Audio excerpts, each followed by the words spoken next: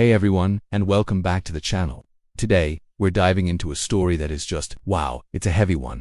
A real look into how quickly a relationship can turn toxic and even dangerous. The title of the post is, My Girlfriend Said, I Called 911 and Told Them You Hit Me, so you'd come home. Yeah, you heard that right.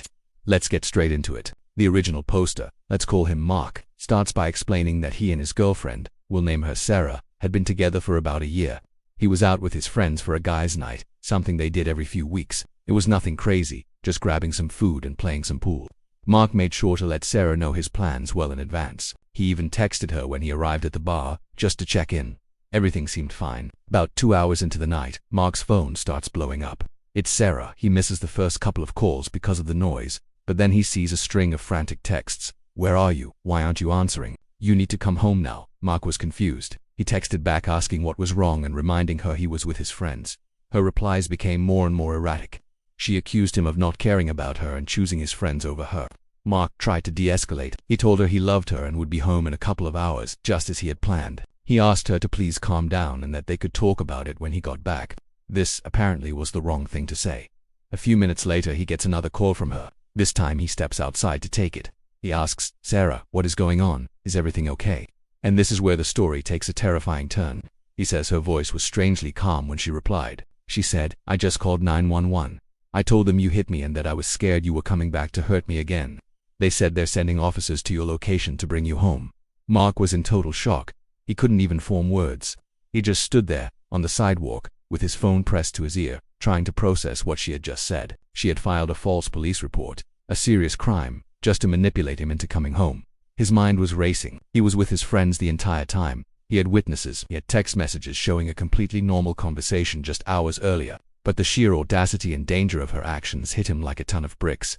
A false accusation like that could ruin his life. It could cost him his job, his reputation, and his freedom. He knew, in that gut-wrenching moment, that the relationship was over. It had crossed a line from toxic to outright dangerous.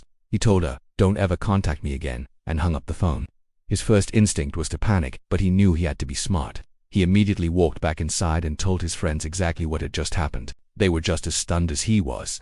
They all agreed that he needed to protect himself and fast. One of his friends was a paralegal and advised him to stay put. Running home would only make him look guilty.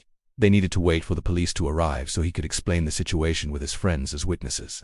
Sure enough, about 20 minutes later, 2 police cars pulled into the parking lot. The officers approached Mark, who had been waiting for them outside.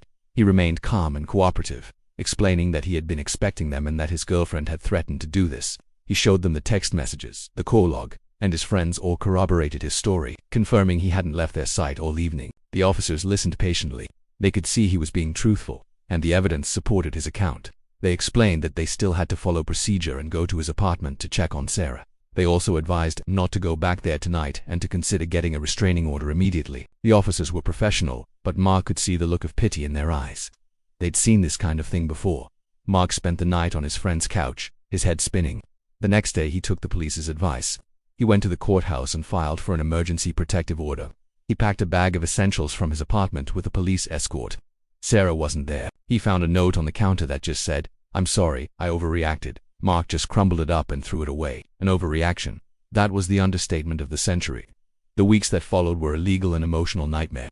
He had to formally break the lease, separate their belongings, and block her on everything. He felt a constant sense of anxiety, always looking over his shoulder. The experience left a deep scar. He realized how manipulative Sarah had been throughout their relationship, but he had always made excuses for her behavior. This incident was the final, terrifying wake-up call. Mark ends his post with a warning to others. He says to pay attention to the red flags. Extreme jealousy, attempts to isolate you from friends and family, and emotional manipulation are not signs of love. They are signs of a dangerous and controlling relationship. He was lucky. He had friends who supported him and evidence that cleared his name. He shudders to think what might have happened if he had been alone. This story is a stark and chilling reminder of how important it is to recognize the signs of a toxic relationship and to get out before things escalate to this level. False accusations are incredibly serious and can have devastating consequences. Mark's quick thinking and the support of his friends were crucial in protecting him. It's a terrifying situation, and our hearts go out to him and anyone who has experienced something similar. What do you all think about this? Have you ever witnessed or experienced this kind of manipulative behavior? Share your thoughts respectfully in the comments below. It's important to have these conversations.